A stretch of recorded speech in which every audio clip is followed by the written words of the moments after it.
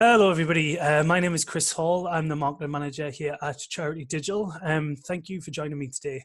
If someone had said to me a month ago that I'd essentially be talking to myself in my empty kitchen with a global audience watching, I'd have called you all mad. But here we are, and I don't like to dwell on negatives. We're all navigating these new waters at the moment, and it can be a bit of a struggle at times. But what I really do love most about the sector is that at times like these, we really do band together, and today's event sort of personifies that. I hope you're learning a lot and are ready to go back and share those learnings with colleagues and peers alike. Before I dive into the session, I think it's always nice to get to know each other a little bit better, isn't it? So I'd like to give you a little bit background of who I am and who Charity Digital are. And I'd encourage you to do the same by popping your name, organisation, and what you do into the chat box, and we can all become friends. So who am I? A question that's usually better suited, I think, for a Sunday afternoon pondering. But for all of you who have joined me today, I'm Chris Hall. I'm from a place called Newcastle in the northeast of England, which explains why I sound a little bit funny. I'm actually from the same city as our gracious host, Nikki, but I promise you I'm here on merit and not because of our Geordie connection. Being from that area of the world means I do spend most of my spare time blindly following the local football or soccer team, Newcastle United. And with what spare time that does leave me after that, I do a little bit of climate change advocacy here and there, and was incredibly lucky to go to Antarctica with a US-based foundation called 2041. For a storytelling expedition, and I was even lucky again to go and tell those stories at the United Nations for a sharing responsibility for the planet panel. Professionally, I've been in marketing for over 6 years now, and I've always worked in the sort of tech for good sector. I started out at a few shared mobility startups before spending some time at Google, and I predominantly have always focused on sort of growth hacking, community building, and digital storytelling. I've since joined the amazing team at Charity Digital. We're a UK charity whose mission is to help charities of all sizes be more digital. And we do that in a number of ways.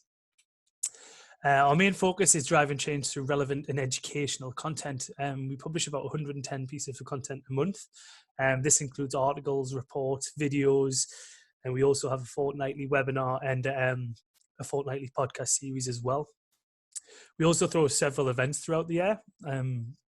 Last month, we held our annual Be More Digital conference, which saw over 400 charity professionals join us in London for a similar day to this, a day of learning of how they could be more digital. And we also run 2 virtual events throughout the year as well. We have a Be More Digital Leadership Day in June and a Be More Digital Fundraising Day in October. The other way we connect and help charities be more digital is through our discounted products and services platform. We're part of the TechSoup network, which is a global network, and we're the UK's only discounted and donated software program. Essentially, it's where UK charities can come to access technology like Microsoft Office and Zoom for a good price. And like all of you, we're adapting to the new environment. Digital is now more important than ever before, and we're supporting the sector with a lot of content to help them rapidly switch to the new environment. You can find some of these through some of our articles and some of our content through the links that I'm showing you in the deck now, or by visiting our website, which is charitydigital.org.uk. And we also be including all the ways you can, help migrate into a new digital climate through the resource portal that will be available through the Fundraising Everywhere site. I'm sure we'll be in contact with that after the fact. But let's move on to what I'm really here to talk about today, and that's how we can fight crisis with content. So coronavirus has brought with it a lot of challenges, new work environments, operational shifts, and lots of noise. Inboxes and news feeds are really dominated by information about COVID-19. We're kind of inundated with letters from CEOs, service updates, and all those special offers. And they're all screaming at us saying, I'm important and I'm the one you need to look at. And it's kind of at these points of heightened saturation that audiences can get distracted quite easily or even switch off entirely. But with that as well comes opportunity. We have captive audience now, with most people confined to their homes and on digital devices more than ever before, which gives us as charities a great opportunity to engage with our donors, supporters, and our users. So today I've condensed, our usual 5-step content strategy framework to focus on the reactionary components that can be easily scaled into long-term strategies. And essentially those are, how to create good reactive content. And then once you have it, how to get that content in front of the right people in the right place at the right time. I think there is an important caveat here before we dive into the nuances though, and that this won't be a one-size-fits-all resource. It's really all about getting to know who your audience are and then creating authentic content that resonates with them. It's really about getting your message across as clearly as possible to the people who need to hear it. And, similarly, I'm not going to be able to deep dive into all the possible topics. I've had to leave a few things out, given we try to fit this in a 30-minute time window. But we do have 15 minutes of Q&A at the end, so please do nudge me on any specifics or anything you think I've missed out, and I'll be happy to oblige and answer your questions. So step one is make good content. One way to ensure you do break through the noise is by making good content. And it does sound very simple, and that's actually because it kind of is. I think people perceive content as this beast of a thing that takes massive amounts of resource and needs dedicated specialists to remain relevant and to be constantly on the cutting edge of content creation. But to me, I think that's all a bit of a myth. When you boil content down to its core, essentially it's just about great storytelling. And like every story ever made, you need to keep two things in mind. Number one being the audience that's going to consume your content. And number two, the very story that, the story that you're going to create for that audience. So let's look at the first one. The one thing that underpins all content creation is your audience. Every piece of content that you create should be done with them in mind. To be heard, organizations need to be more like a restaurant server. You need to know your users' tastes. You need to make the right recommendations, and you need to make those recommendations when needed. But when you're not needed, you should be invisible. And charities, as charities, we're very lucky in that we usually enjoy quite a close relationship with our supporters. We collect large data sets for that. That lets us be more like a restaurant server in that sense. And from that data, we get to know quite a lot about who they are. And this can tell us how to reach them and also how to reach people like them. We know, where our users come from, how they prefer to be contacted. We know what their likes and interests are. And we know how they engage with us through what platforms and through what navigations. And we know this is just a flavor of what we know. Depending on the data you collect, depends on how vast your sort of user insights are. But we can then use this data to build personas. And essentially a persona is a fictional character that communicates the primary characteristics of a group of users, which is then identified and selected as a key target through the use of segmentation data. I mean, strategically, having personas for your potential donors and supporters can make it easier for charities to gauge how new donors will react to certain content and campaigns, and B, it also informs us of how we should promote and pitch content to the right people in the right place at the right time. And in times such as these, it's a really quick and effective way to make sure we're being targeted and we're reaching the people that we really need to reach. But personas are just the base level of personalization. We've come a long way from this sort of at first name phase that once was personalization. And I mean, the beauty of having all this data is the creativity allows us to have. Marketing is still all about building those emotional connections.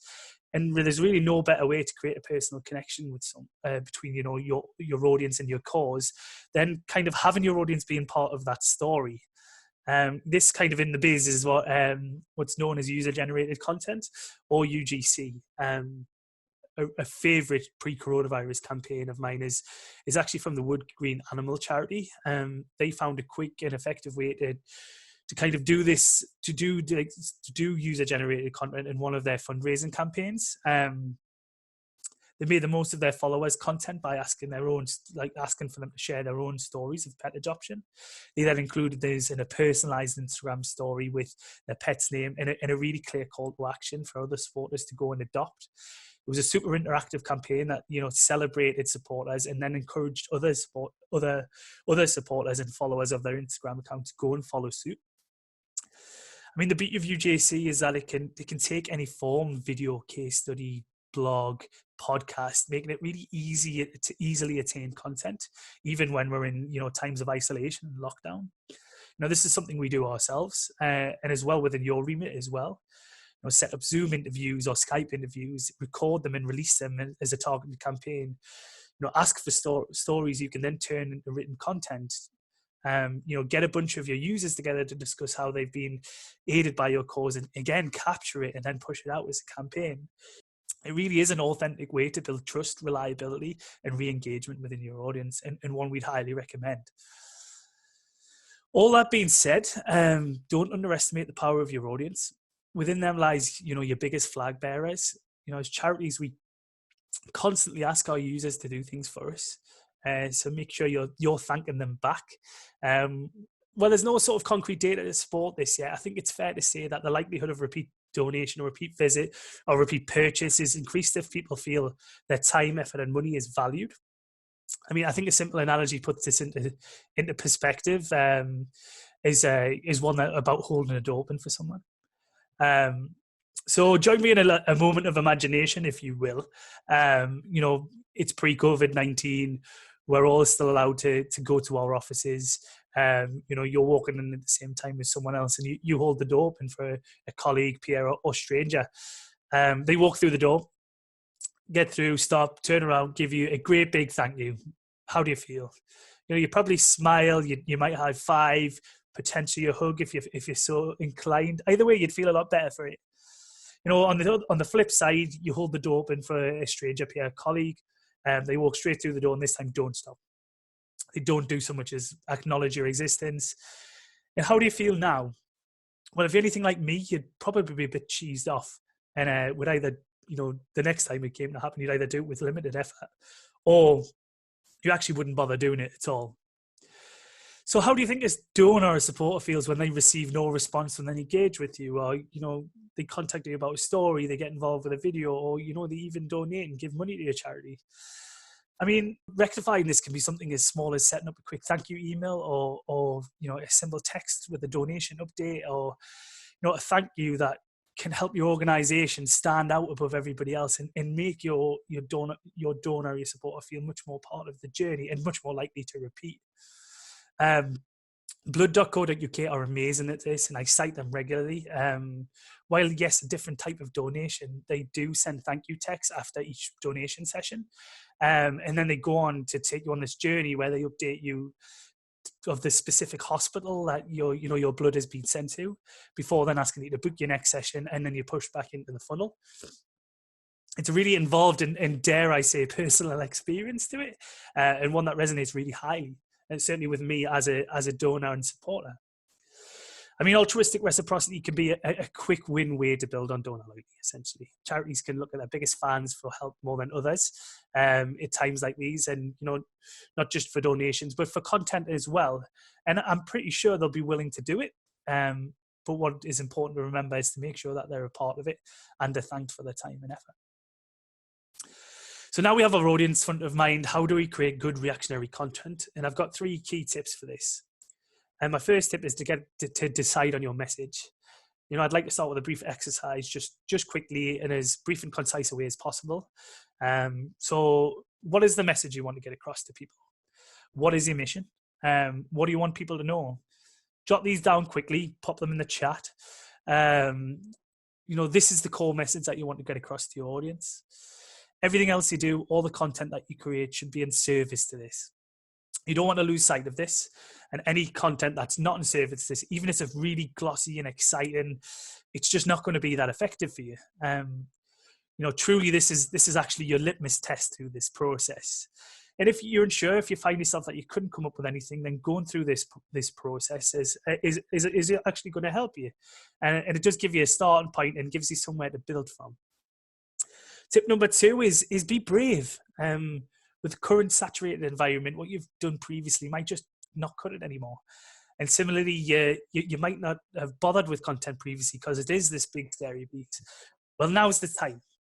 The truth is that we're all content creators in this attention economy, whether we like it or not. If you have a smartphone, you're pretty much qualified for a role in content, whether that's in front of the screen or behind it. But the first step is just to simply give it a go. And my third and final tip is to kind of forget what you've been told by the experts. we're constantly told that we as humans don't have very good attention spans. They're no longer than 5 seconds. But that to me is simply not true. And I think I can prove it to you with one quick exercise. So with a quick show of hands or quick, yes or no's in the chat section, who here has watched any James Cameron or Martin Scorsese film in one sitting? They're usually 3 to 4 hours long. Who here read Sapiens or any Harry Potter book from cover to cover in a week? Who here watched all 10 episodes of Making a Murderer in one night? I know I definitely did. And who here has listened to, the hour-long episodes of the Serial podcast, like back to back? I mean, okay, I'll stop now, but, I think my point is quite clear is that, we as consumers, we're creatures of binge, and we just love good content. And as creators, we should never really be constrained by time or format. I mean, what matters most is the content, and that's always where your focus should be. It would be on the content itself. You create good content, the rest will take care of itself. So with those 3 tips in mind, here are some content types that can help you break through the COVID-19 noise barriers. First up, website and blogs. I mean, unless you're great at sort of creating viral content, and by the way, this should kind of never be the goal of content creation, blog build up followings over time.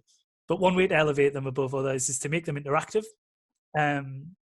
Quizzes and polls are a great place to start.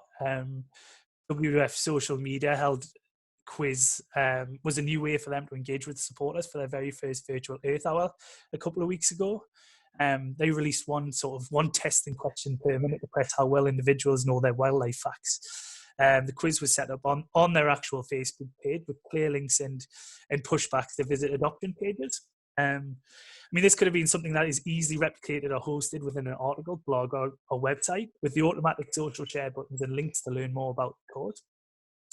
For us as sort of digital leaders looking to stimulate audiences intellectually while asking supporters to take part in support our cause, interactive online content can be a really fun way to engage and motivate as well.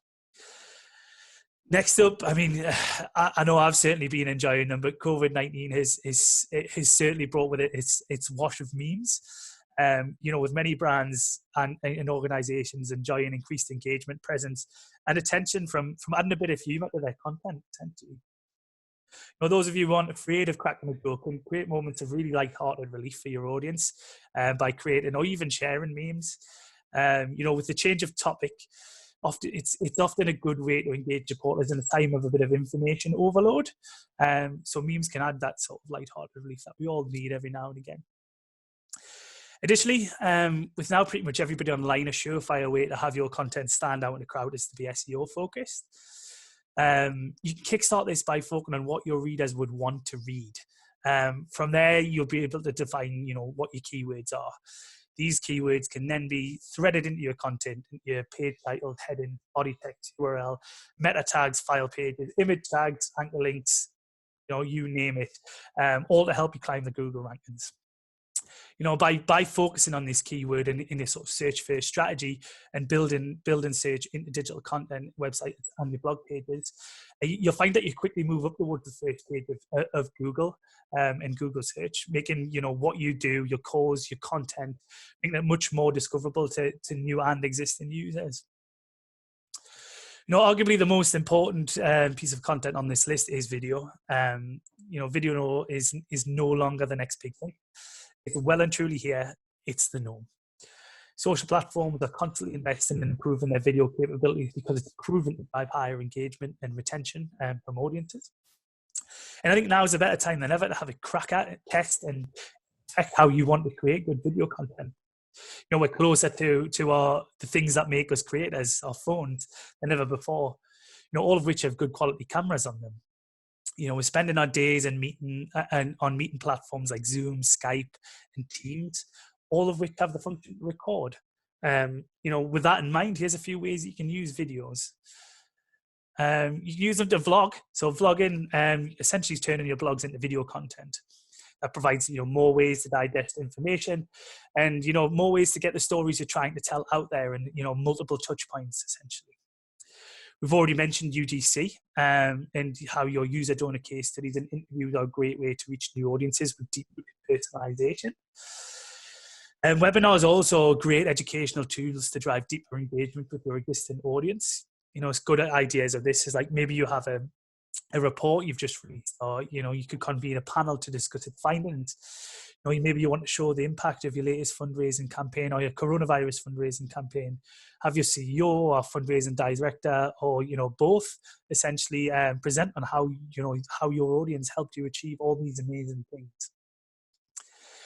You can also use video to advertise your campaigns and other activities that I've already mentioned on this list. Short, powerful, personalized messages can really drive people to your campaigns and other content.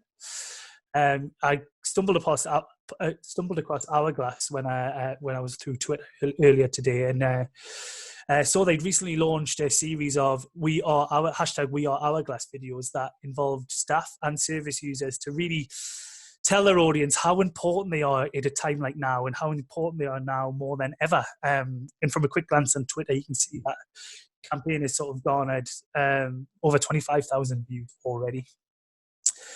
Lastly, live events, video capability, video and live streaming gives you the capability to turn your events virtual.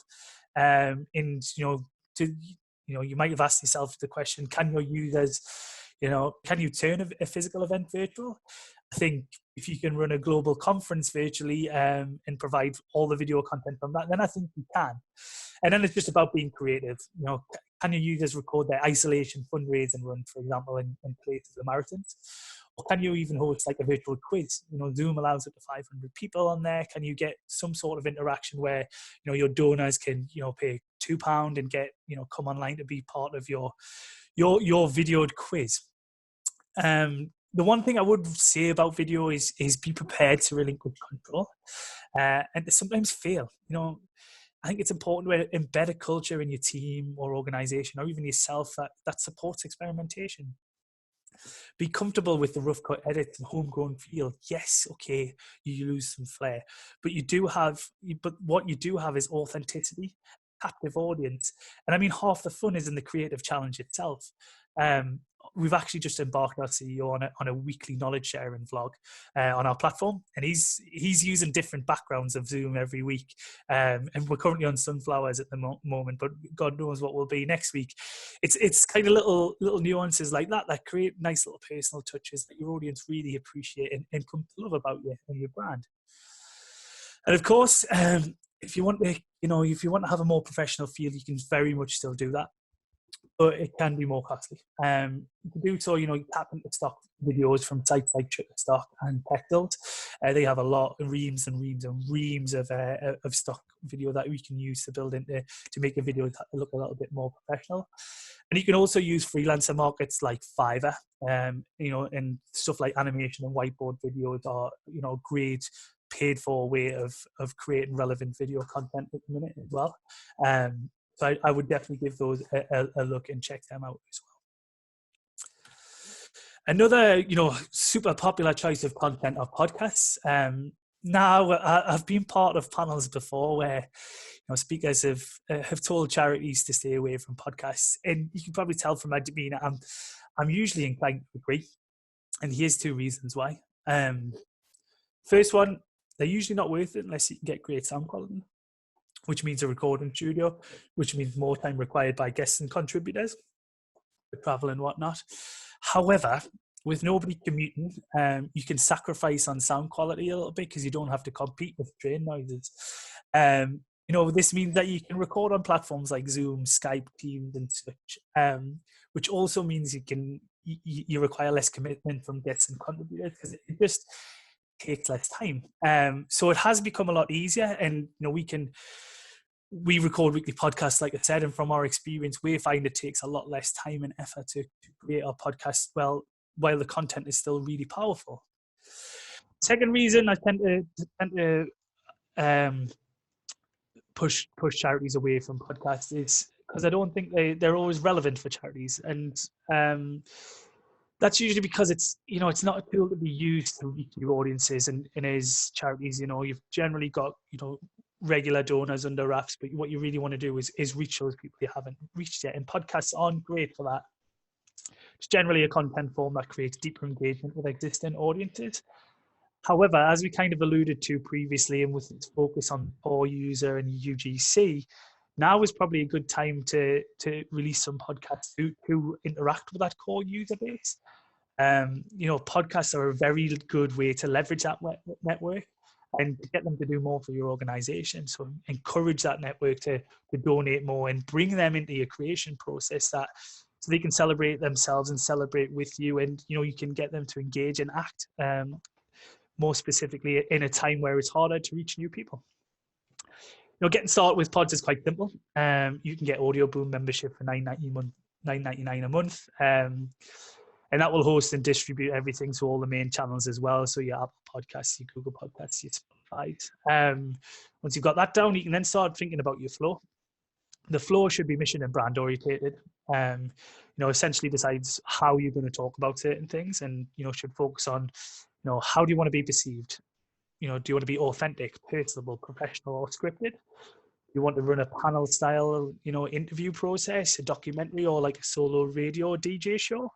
Do you want to be segmented or just have one long discussion? The opportunities and are boundless essentially, and what I would recommend is choose a model that fits you and fits your organization, and then go ahead and create it. I guarantee it'll not be right the first time. The flow will generally help inform your content, but as usual, what's more important here is the content itself. Essentially, you can be used in, podcasts can be used in many of the same ways as videos, but being purely audio led allows for that ease of creation, and it's very consumption friendly. Podcasts can be listened to while people are on their daily run, that hour they're allowed out the house, or the daily dog walk, or even for tasks, or sort of housework tasks like making dinner, cleaning, that sort of thing. And content-wise, you've got plenty of choice. You can create really high-level, informative, user-centric stories, a lot like videos. Informative discussions with fundraising teams, or even sitting down with users to kind of future scope how things will change for your charity, and how they will interact, how they will change how they interact with your charity after coronavirus. Once created, then you've got your core user persona to target the promos to. And see what feedback you get from them, and then iterate. Like I said, it's highly unlikely you're going to get it right first time, but use their feedback to mold and shape your program as you go along. Speaking from experience, pods are truly trial and error, and they do need constant changing on that road to perfection. Something that you might never achieve, by the way. But always remember to drive people to subscribe, as that's what the subscription and the ratings are what drive you up on the podcast pages. And always offer an easy way for users to contact you, maybe set up a dedicated podcast email or use your Twitter feed. So we've now ran through all this content. You've got reams and reams of content. It's coming out the rafters. Now you have it. The next question is, what do you do with it? But again, the most important questions there are, where are my audience, and how can I reach new audiences? So email is often the most rewarding outreach tool in a marketer's arsenal, especially when looking to reach existing users. But it's often the most saturated in times like now. But the key to winning at email is not to be spammy, it's to be engaging and be relevant. Here are some of our simple but effective tips to stand out above the crowd. Be targeted. Don't mass market or whole databases.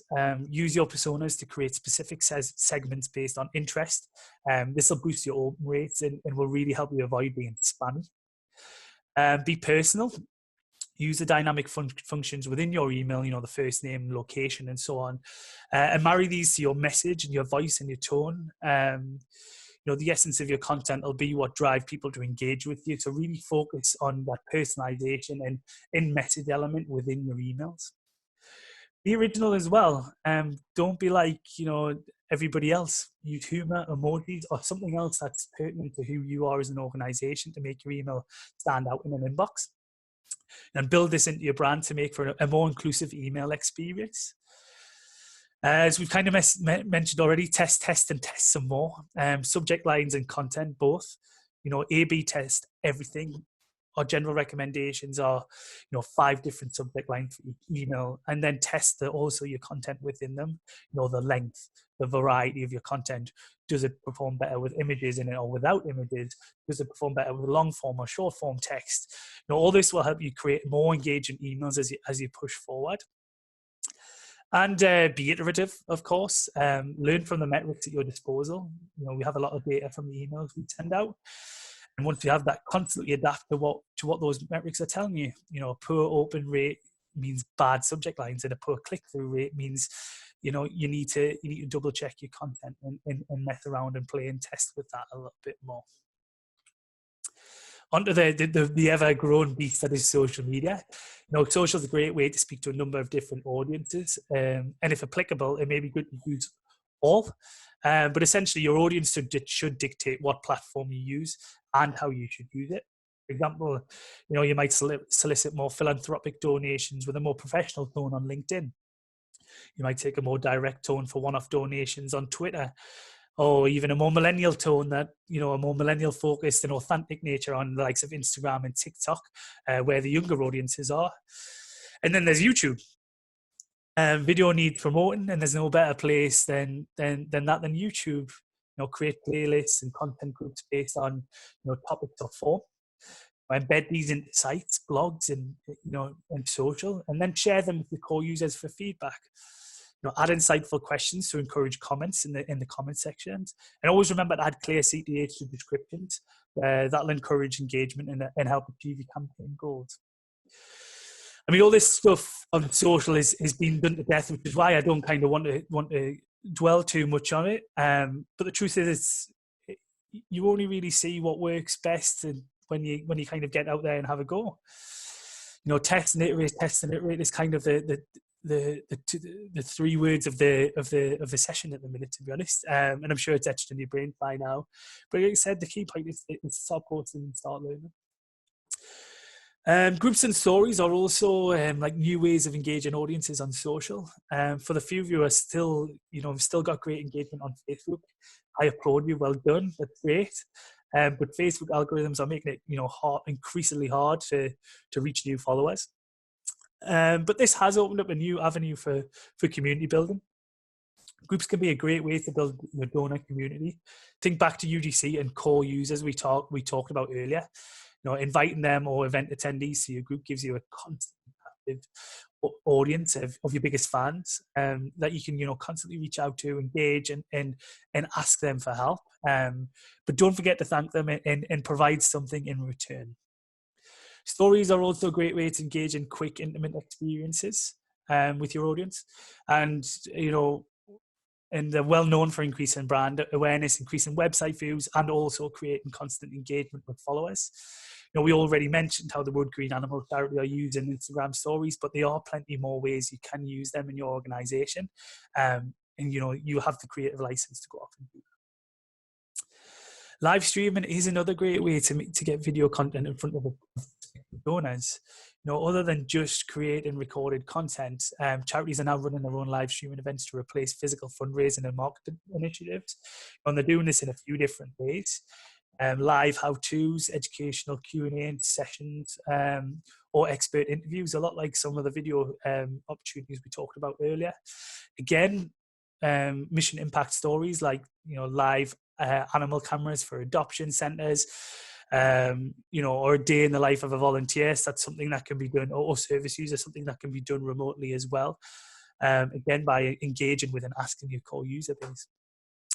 Also, a one I've seen quite recently, and one that's I think is really, really useful, are live streaming music concerts, entertainment gigs like stand-up comedy, that sort of thing, or cultural exhibits. If you're from a more heritage-based charity, so like a museum or something like that, virtual tours are a great way to continue engaging with your audience and turning them into fundraising initiatives as well. Speaking live to a captive audience allows charities to, what it really does is allow us to replicate those personal fundraising interactions we've all got used to, but through a digital portal. Again, it's another great way to interact with. Lastly, if you can, make the most of paid advertisements. Social ads can target specific audience personas and lookalike audiences to help reach new donors. And similarly, with targeting ads, can push specific messages to those who visited your specific pages on your site, but didn't take action. For example, WWF might retarget Jaguar adoptions to people who visited the Jaguar page, Panda adoptions to those who visited the Panda page, Penguin adoptions to those who visit the Penguin page, and so on and so forth. And while it's very much a pay-to-play game, the results do speak for themselves. Great retargeting ad campaigns, should garnish like hundreds of thousands, sometimes millions of impressions. And then, a really good one will hover between 3% and 5% from the click-through rate, with a really low cost per click, low sort of 20p range. If you have a budget, I would really recommend looking into this. It's a really effective way to bring people back who didn't engage the first time, and you can constantly iterate and test that with, flipping assets in and out and stuff, and seeing what really resonates more to define your campaign, your retargeting campaign goals and outputs as well. So we've kind of come full circle. Thanks, that's kind of all I've got time for today. Thanks for joining me. I hope you've learned something, and are really ready to be brave and experiment with some content that will really push you through the noise barrier and get you in front of the audience who so desperately need you. I think if there's 3 things I'd like you all to sort of go away and have a crack on in the back of today's session, and you could probably all get some yourself, but for me it would be these. Go mine your audience data, see what you learn, see what personas you create, and see what your audience is telling you. This will really help you inform your campaigns and your new, your fundraising campaigns in a new digital world. We'll make a video, be it as sort of B-rated as it is. Go make one, decide on the content, make sure it's really, really high level, really relevant. Really relevant, a bit of a tongue twister, and then push it out. Go give it a try. What is it? I'd really be interested to know what you decided to settle on and what was all about and what results it drove. And then the third one, as we talked about core users. It's core users in UGC a lot. It's involve your users in a piece of content. Did it resonate more with your audience? How did your users like being involved? I want to know all these things, and do feel free, please, to let me know how you got on. As part of our COVID-19 response to Charity Digital, we are running a campaign where we're asking for charities to share their stories with us. I'd love to hear how you got on with some of this content. With some of these new content initiatives. So if you would like to reach out and share your story, please feel free to do so. My email's on the screen there, and you can always follow me on LinkedIn. But yes, thank you very much again. I hope you enjoy the rest of the day. I believe we're over some questions now.